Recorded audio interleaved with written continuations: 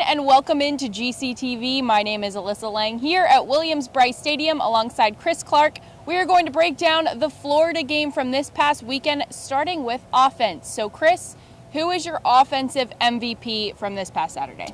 I would go with Sean Carson. Mike Davis had some good runs early in the game. Of course, he got banged up along with several other USC players. But Carson got some touches early in the game, and as the game went on, saw more and more once Mike went out. Of course, Brandon Wilds could not go with a hamstring injury, even though he was suited up. Sean had some big runs in the game. He's looked more and more comfortable as the season has gone on, and as he's gotten more reps. And, of course, he had the big run late in the game. South Carolina backed up at the 5-yard line, had a 50-plus yard run that really got USC into business for the go-ahead score. Now, the Gamecock defense did not have its best game, but there were still some standout guys. Who was your MVP on defense? I think you got to go with Jimmy Legree for getting the pick to ice the game.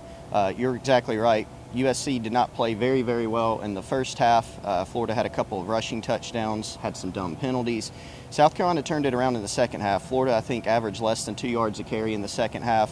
Skylar Morningrag had to start throwing the ball more. And, of course, on the biggest play of the game that they had to make, Legree was able to come through with that interception, so I'd still give it to him just for that big play. Now, definitely a big win for the Gamecocks. What is something that you could take away, positive or negative, from everything that happened on Saturday? I think the positive is that USC was able to stay in the SEC East race. That's the obvious one. Had a few players banged up, but no serious injuries, it appears. So anytime you can get a big win like that and stay healthy, that's obviously good. We also saw the defense improve in the second half. Florida's not a great offensive team, but they were able to make some adjustments against the Wildcat, and some of the things that Florida was doing on offense show up in the second half and really dominate Florida. Offense made just enough plays. Even though Florida was banged up defensively, their defense is still very talented, personnel-wise, coaching-wise. They've got some really good players, some really good coaches, so they're able to make just enough plays to win it.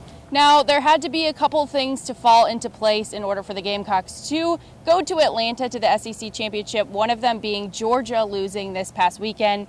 Just to clear it up for everyone, what does it take for the Gamecocks to get there going forward?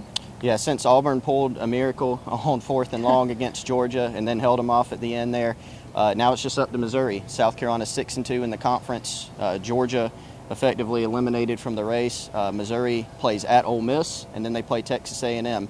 So it's up to one of those two teams. South Carolina needs Texas A&M or Ole Miss to beat Missouri. If one of those happens, then they're in Atlanta.